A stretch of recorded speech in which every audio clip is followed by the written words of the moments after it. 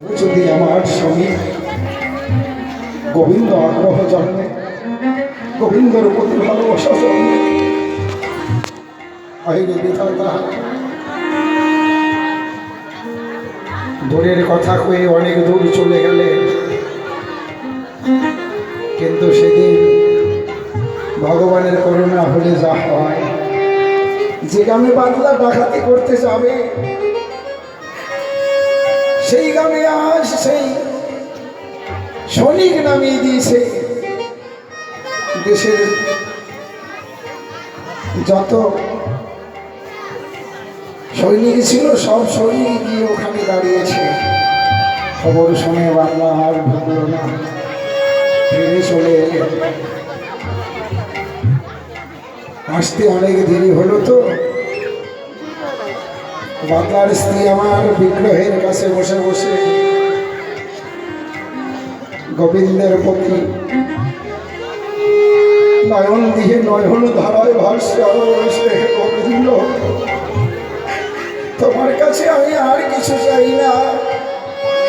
তুমি আমার সঙ্গে যে চুরি সঙ্গ বেঁধে দিয়েছো, আমায় যদি এ পথে এনেছো, তুমি কৃপা করে আমার স্বামীকে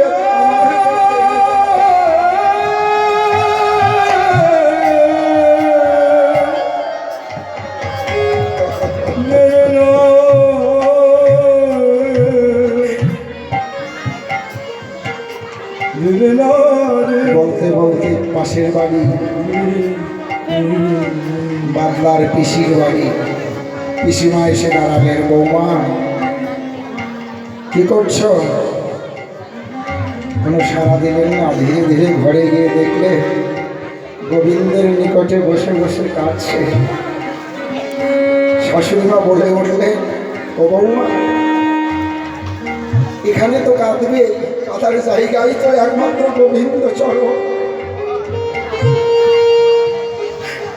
কাঁদো। কিন্তু আমি যার জন্য এসেছিলাম। বললেন, মা বলো না কিসের জন্য এসেছো? ওরে ওরে হতভাগী, আজকে যে পাতলা অনেক দূরে গেছে রে। চল, ওই যে ওপাড়া হরিবাসন হচ্ছে, কত সুন্দর করে রূপ বর্ণনা গাইছে। চল আমার গোবিন্দের একটু রূপ বর্ণনা শুনে আসি।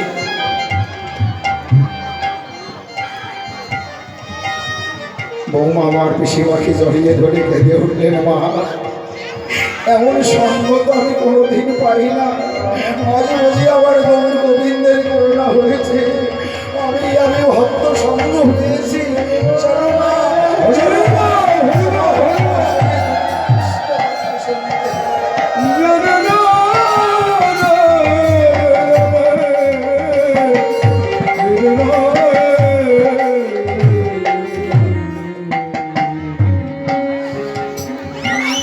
গেলেন, দেখলেন কত ভক্ত হয়েছে। যেমন আজ এই নববৃন্দাবনে ভক্ত এসেছে, তেমন অনেক ভক্ত এসেছে। ভক্তের ঘোড়ায় গড়ি দিয়ে আসনে এক করে বসে বসে রূপের বর্ণনা শুনছে। আরে কৃষ্ণ নাম যারা ভালোবাসে, শুনতে শুনতে বিভোর হয়ে যায়। ঘরের কথা আর তার স্মরণ থাকে না। ঘরে থেকে বাহির হলে ঘরে যেতে আরো মন চায়।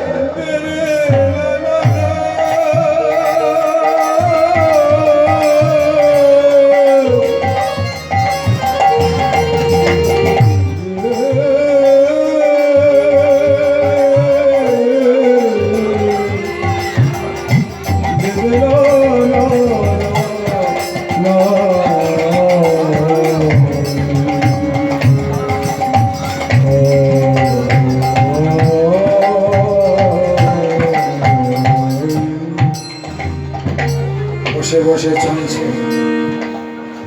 এদিকে বাদলা এসে ঘরে ডাকছে, খুঁজছে, কোথায় গো তুমি, কোথায় গেলে? কোনো সাড়া পেলেন না। গোবিন্দ বিগ্রহের নিকটে গিয়ে বসে গোবিন্দকে জিজ্ঞাসা করলেন, এই ঠাকুর, তুমি তো জানো কোথায় গিয়েছে, বলো। তোমায় এত ভালোবাসে, তোমায় বলে যায়নি? ও আমায় ভালো না বেসে আমায় না বলে যেতে পারে, কিন্তু তোমায় তো ভালোবাসে, বলো বলো কোথায় গিয়েছে।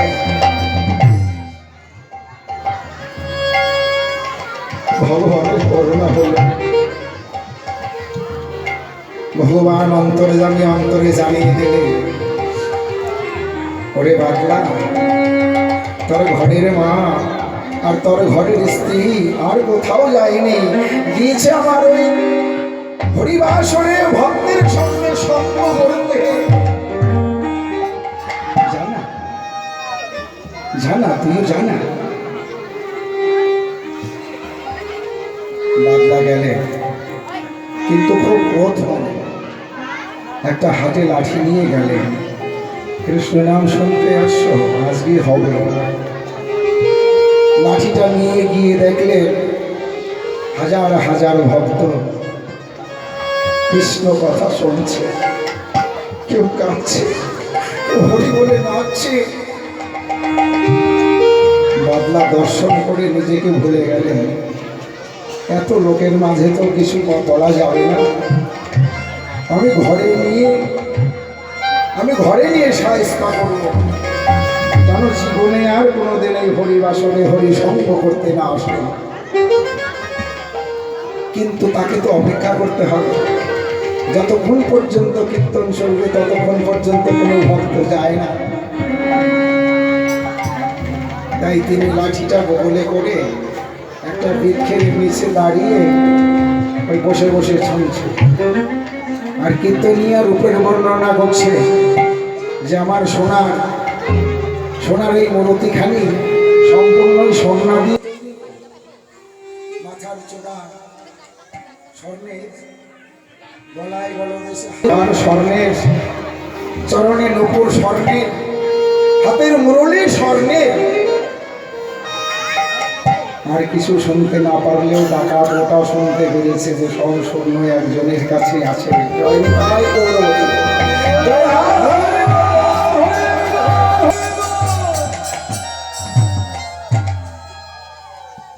মনে মনে ভাবলেন, রাগ করি আর যাই করি, এতদিনে বউটা ভালো কাজ করেছে, দেশ বিদেশে ঘুরে ঘুরে আমায় ডাকাতি করতে হয়, তবু এত সোনার সন্ধান পাই না। যে রাগ করি আর যাই করি, আমার বউ এতদিনে একটা ভালো কর্ম করেছে, তবে করেছে মন দিয়ে তো ভালো করে শুনতে হবে। এত স্বর্ণের যে মালিক, সে থাকে কোথায়? ধীরে ধীরে দেখুন করোনা হচ্ছে কি রূপে। কৃষ্ণ নামের, কৃষ্ণ রূপেরই কি মহিমা, কৃষ্ণ নামের কি শক্তি। ধীরে ধীরে স্পৃহা বাড়ছে, শুনছে গোবিন্দ কি বললেন কীর্তনিয়া, যার এত সোনা তার নাম হলো গোবিন্দ, তার মাথায় চূড়া, গলায় হার, হাতে মুরলি, চরণে নূপুর, এত সোনা। কিন্তু ও কীর্তনা তো বলছে না, আরে কীর্তনা তো বলছে না যে উনি কোথায় থাকে। কীর্তন প্রায় শেষের দিকে, সেই সময় বললেন, যার এত সোনা, যার সোনারময় বিগ্রহ, সে সোনার বিগ্রহর স্থান হল নববৃন্দাবনে। এই গোবিন্দের বাসস্থান হল বৃন্দাবনে।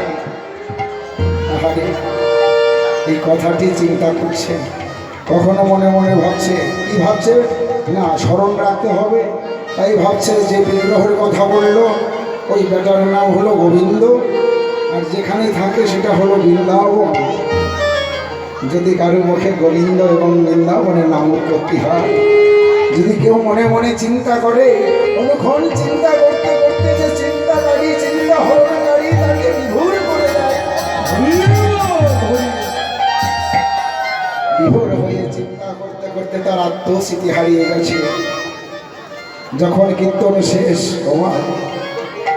সবাই ভক্তরা চলে যাচ্ছে, বাদলা ওখানে দাঁড়িয়েই আছে।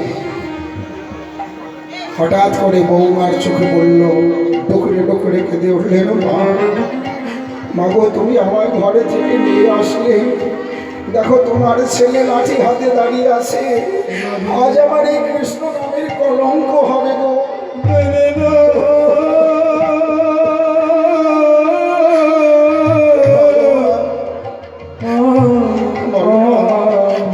আমি এখন কি করবো? পিসিমা বললেন, বৌমা, আমি তোমার আগে থাকবো। তোমায় যখন ঘর থেকে বাহির করে এনেছি, হরি কথা কৃষ্ণ কথা শুনিয়েছি, এতে যদি আমার ভাগ্যে আমার মৃত্যু হয়, তবু আমার মৃত্যু যে জন্মধন্য হবে। ওরে বৌমা, তোর গায়ে হাত দেবার আগে যদি প্রহার করে আমারই করবে। বৌমাকে পাশে নিয়ে ধীরে ধীরে যাচ্ছে, বাদলাকে ডাকছে, বাদলা। ভয়ে কম্পিত হয়ে আস্তে আস্তে ডাকছে, ওরে বাদলা, আমরা কৃষ্ণ নাম শুনতে এসে ভুল করেছি, বৌমাকে কিছু বলিস কানে। বাদলা কোনো সাড়া দিচ্ছে না। বলে, বাদলার তো গোবিন্দ নাম চিন্তা করতে করতে আর ওরে বাদলা রে, হরে কৃষ্ণ, জয় জয় রাধা।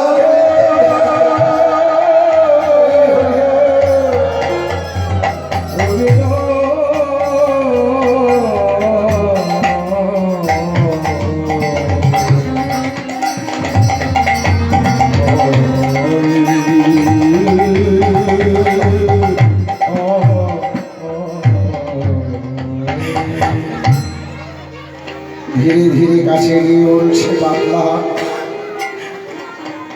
অভিমান করেছিস, দুঃখ নেই, তবু একটা কথা বল বাবা, কৃষ্ণ নাম শুনতে এসে কি আমরা ভুল করেছি?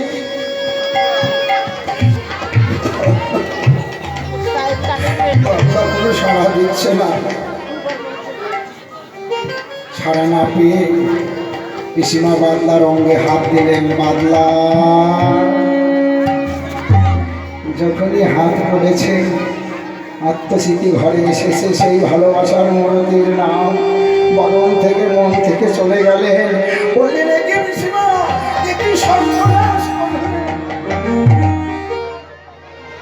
আমি যাকে ধরার জন্য, যাকে পাওয়ার জন্য মনে মনে জপতেছিলাম, তুমি সেই নাম ভুলিয়ে দিলে। এসেছিলে, ভালো করেছিলে, কিন্তু এখনো খুব খারাপ হলো। যে নাম ধরেছিলাম হৃদয়ে, সেই নাম আমার ভোলাইয়ে দিলে। পিসিমা বললেন, ওরে বাংলা, ভোলাইনি কেন? তুই সেই নাম শুনছিস? হ্যাঁ রে, কীর্তনা বলেছে তার নাম গোবিন্দ। ও পিসিমা আনন্দিত হয়ে পিসিমাকে জড়িয়ে ধরলেন। মাগো মাগো, তুমি তো ভালো স্মরণে রেখেছ, আমি যে শুধু ভুলে যাই। এ বাদলা, তুই নাম দিয়ে কি করবি বাবা? পিসিমাকে বললেন, পিসিমা, কত জায়গায় ডাকাতি করতে করতে ঘুরতে হয়, তবু আমার মনের আশা মেটে না। মনে হয় আরো যদি পেতাম। যার কাছে এত স্বর্ণ, তার কথা পেলাম, আমি আনন্দ পাবো না? আমি কালকে আমায় সাজিয়ে দিবে, আমি কালকেই সেই মানুষটাকে চুরি করতে যাব। উনি নাকি থাকেন সেই বৃন্দাবনে, ওদের বৃন্দাবনে গিয়ে আমি তাকে চুরি করব।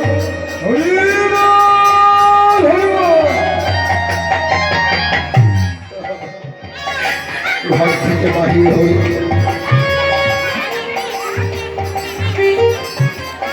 ভক্ত সঙ্গ থেকে ঘরে গেলেন। ঘরে গিয়ে রাত্রিতে যেন আর রাত্রি পোহাচ্ছে না, শুধু মনে মনে ভাবছে, রাত্রি প্রভাত হলেই আমি গোবিন্দ কাটাকে ধরব, বৃন্দাবনে যাব। যার হৃদয়ে এত নামের উৎপত্তি, যার হৃদয়ে এত বাসনা, সে যদি গোবিন্দকে না পায় তাহলে যে তার অচিন্ত নাম, তাহলে যা তার দয়ার নাম ঘেসে যাবে গো। তাই তিনি তাকে অগ্রসর করলেন কি রূপে? বৌমার হৃদয়ে স্থাপন করে দিলেন। মা, কত ভক্ত ভক্তিমতী মা, তোমার স্বামী যখন আমায় ধরতে যাবে তুমি তাকে সাজিয়ে দাও। যেভাবে যাচ্ছে ওভাবে তো আমার দর্শন হয় না। মা আমার কি করলে? মা আমার ভক্ত বেশি সাজাতে লাগবে। বলছো গোবিন্দ, তুমি কৃপা করে দর্শন দিও। আমি তোমার ভক্তকে সাজিয়ে দিলাম। একটি আসলার ঝোলা পুটলি করে কাঁধে দিলেন। বলছে এটা কি দিলে? জানো না, বৃন্দাবন যে বহু দূরে, বৃন্দাবন বহু দূরে, তাই তোমার সেবার জন্য গোবিন্দের প্রসাদ আর আমি লুচি করে দিলাম তোমার কাজে ঝোলা।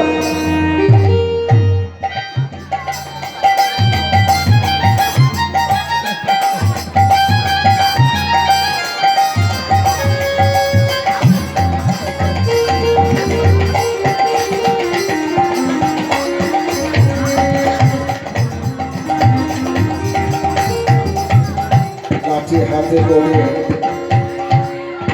কাঁধে আসলার ঝোলা নিয়ে যাচ্ছে। পিছন থেকে স্ত্রী ডেকে বলছে, ওগো স্বামী শোনো, যে নাম শুনেছ, যে ধাম শুনেছ ভুলে জানো যাও না। যদি ভুলে যাও তাহলে তো তুমি তাকে পাবেই না, তার গন্তব্যস্থানেও যেতে পারবে না। স্পৃহা আরো বাড়িয়ে দিলে। যাচ্ছে আর নাম করছে, হে গোবিন্দ তুমি কোথায় থাকো? তুমি বৃন্দাবনে থাকো, আমি তোমায় ধরবোই ধরবোই ধরবো। যাচ্ছে আর দিবাগত শেষ, রাত্রি নেমে এল, তবু গোবিন্দের দর্শন পাচ্ছে না। চলতে চলতে বহু দূর যেতে যেতে আর যেন চলতে পারছে না। তখন বাদলা কেঁদে কেঁদে বলতে লাগলেন, হায় রে ভাগ্য, শিশুবেলায় থেকে ডাকাতি করে চেয়েছিলাম অনেক কিছু পেয়ে আমি ধনী হব, কিন্তু আমার বোধহয় আর ধনী হওয়া হলো না। হে গোবিন্দ, তুমি আমায় দেখা দেবে না? হে গোবিন্দ, তুমি কত দূরে থাকো? হে গোবিন্দ। বলতে বলতে চোখে জল আসলে। কেমন গোবিন্দ নাম করলে যে চোখে জল আসে, ভগবানের করুণা হয়। তখন কেঁদে কেঁদে বলছে, গোবিন্দ হে, গোবিন্দ হে, ওরে তুমি কৃপা পাশামি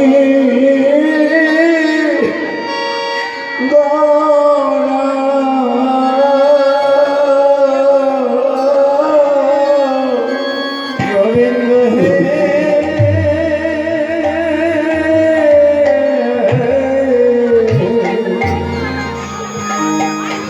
তুমি কৃপা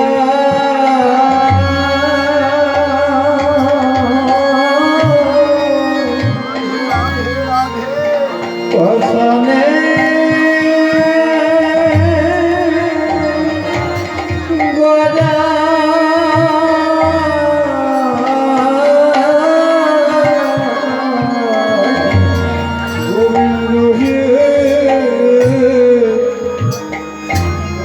তুমি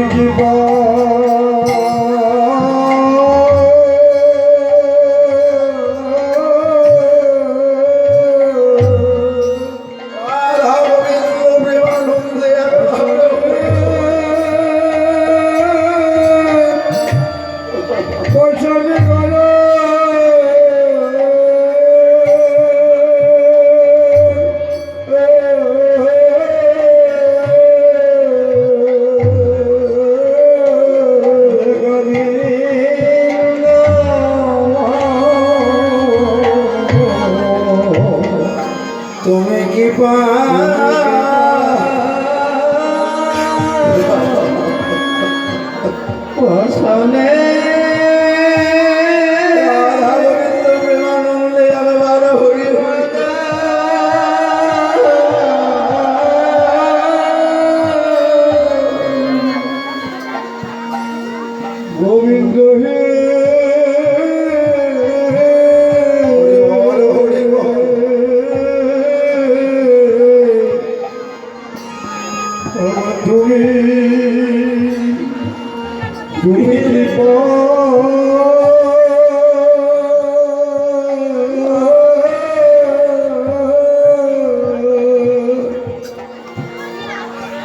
পছরে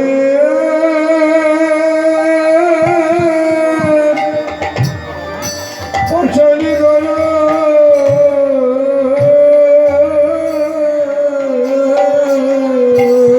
তোমায় এত ডাকি তবু কেন পাই না সারা বলো বলো তুমি কি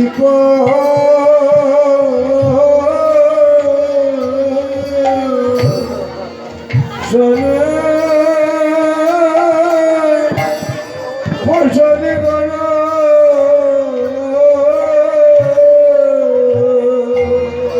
গোবিন্দ তোমায় এত ডাকি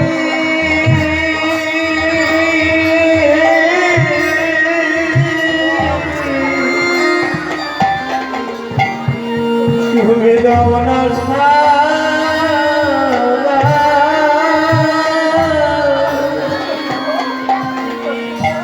গোবিন্দ তুমি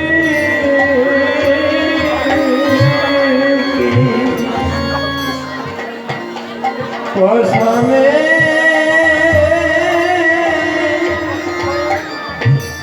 গদা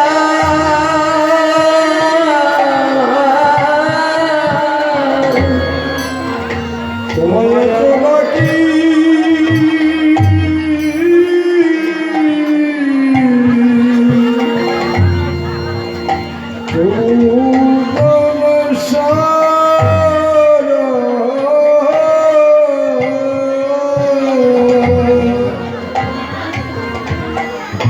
হে গোবিন্দ তুমি কৃপা অসগে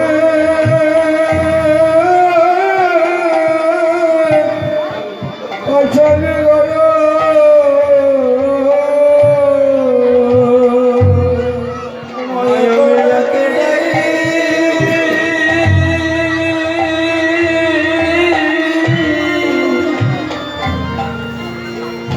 তুমি দাও না সারা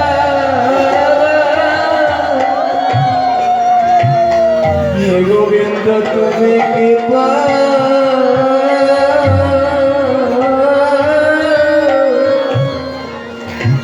মানে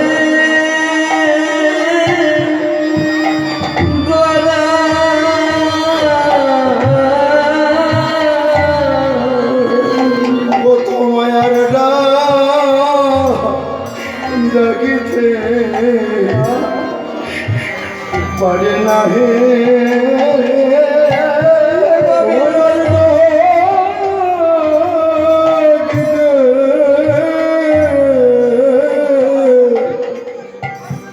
পারে না হে গোবিন্দ তোমায়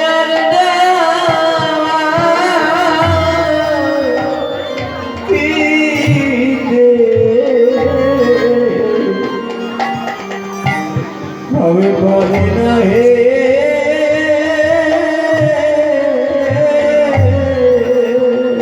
গোবিন্দ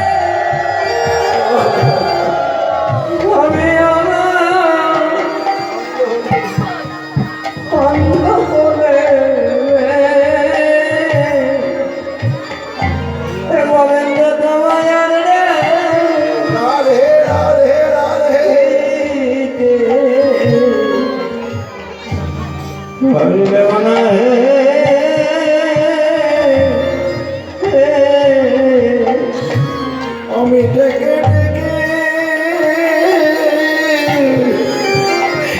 অন্ধ হলে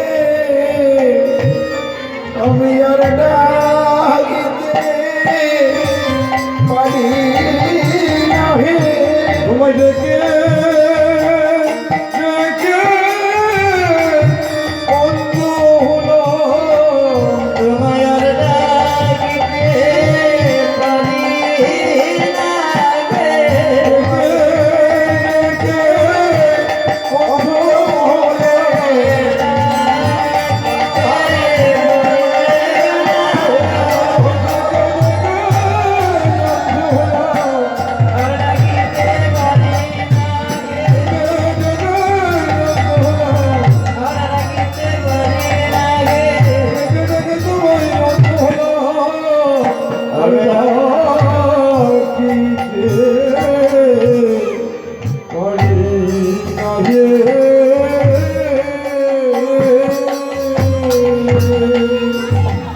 এত ডাকার পর ভক্তের ভগবান কি আর দূরে থাকতে পারে তো?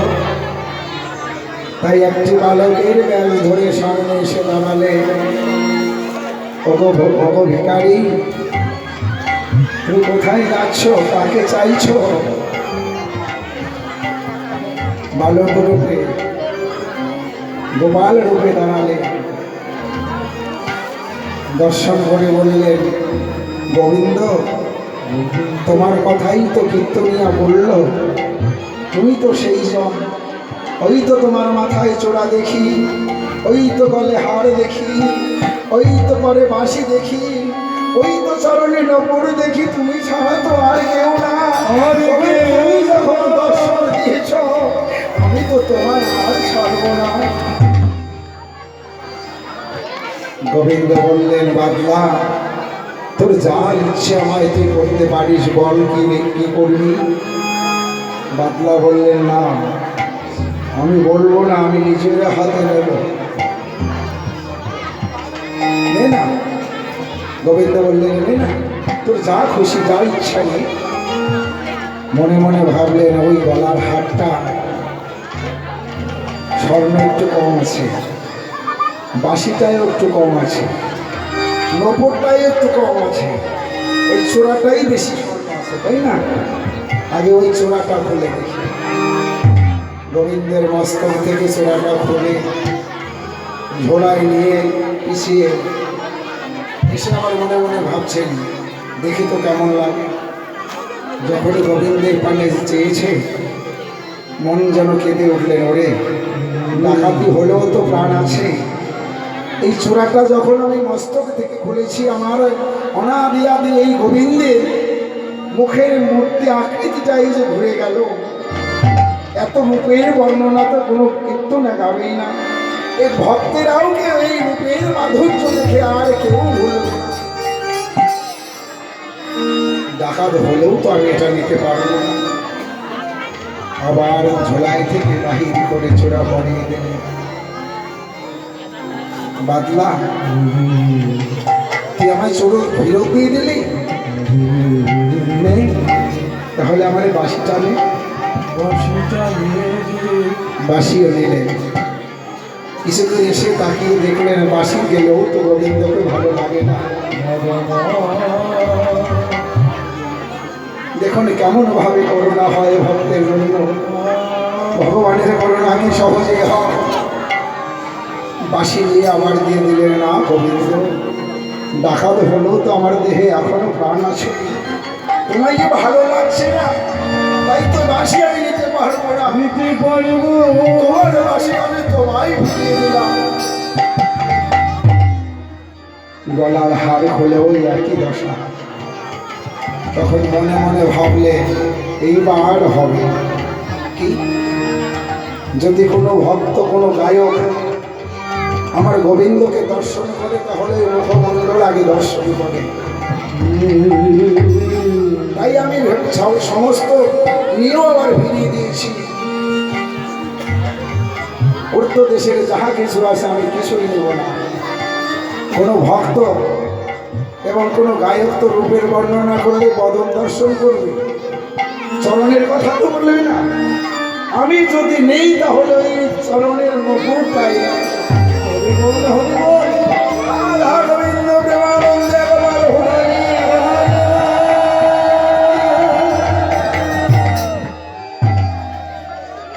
চরণের নপুর যখন খুলতে যাচ্ছে ভক্তের প্রতি ভগবানের করুণা আরো বাড়ছে। ওরে বান্দা নে না আমার চরণের নপুরই এনে। চরণের নপুর যখন তৈরি করে খুলতে গেছে গোবিন্দের চরণ পরশবে বাঁধলা রামা কাব্যচিতি হয়ে বলেছে হায় গোবিন্দ আমি কেমন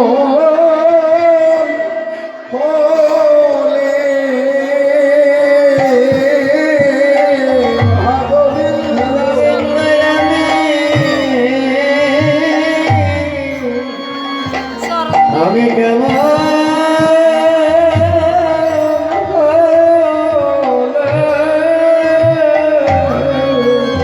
গোবিন্দ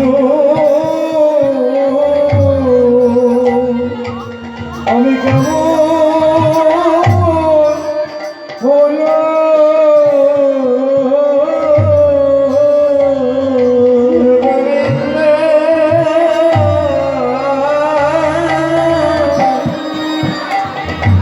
গোবিন্দ জানে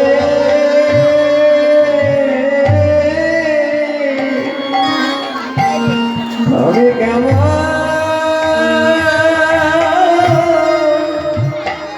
কেমন বলা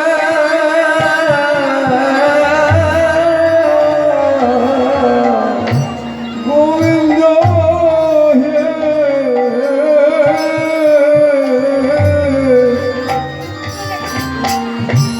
আমি কেমন হলো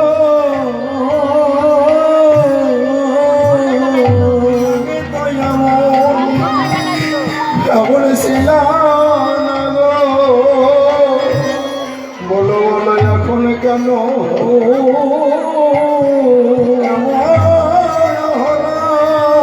আমার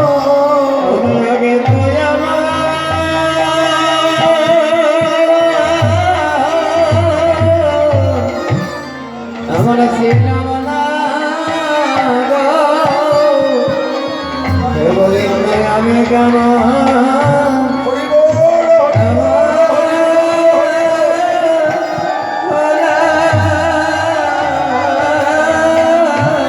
আমি আগে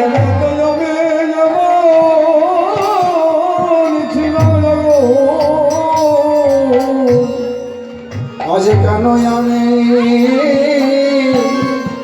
এমন হলাম?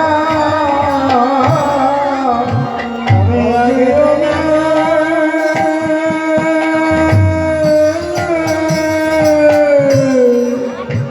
এমন ছিল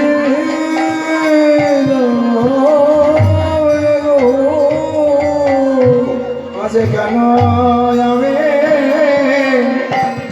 এমন হলাম?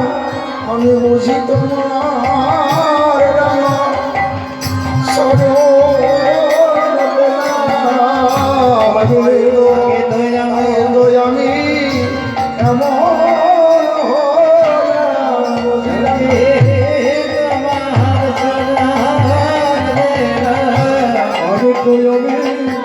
এমন ছিল আমি বুঝিলাম চরণ পেলাম তাই তো বুঝি এমন হলো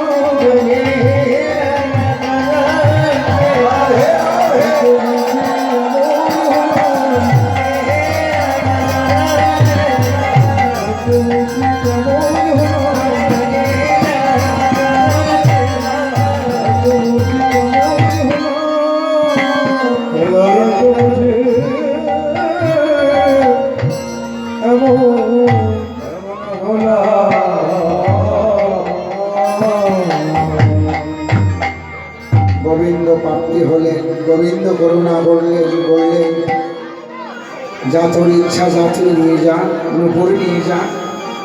নূপুর খুলেও দেখলেন গোবিন্দের সৌন্দর্য নষ্ট হয়ে যায়।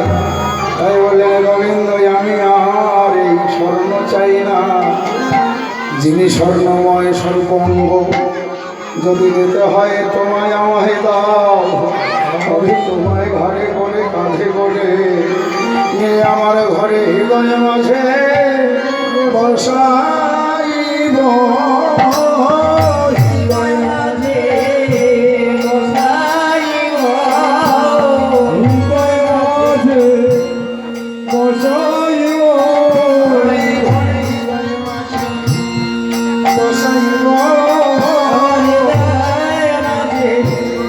বসাইব।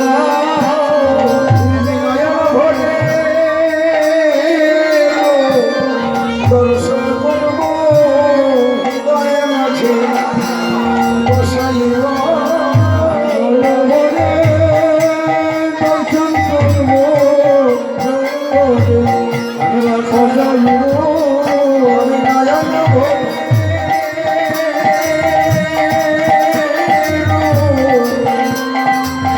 দর্শন করব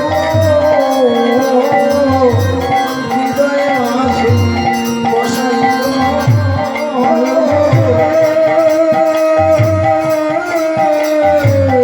দর্শন করব হৃদয় মাঝে বসাইব। চলো চলো ঘরে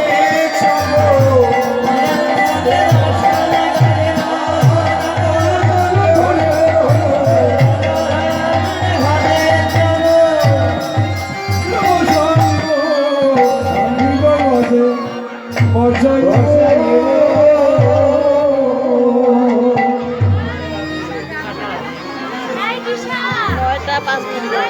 আই তুমি কি করলেন? গোবিন্দকে গোবিন্দ ভক্তি হয়ে গোবিন্দকে ঘরে নিয়ে এলেন।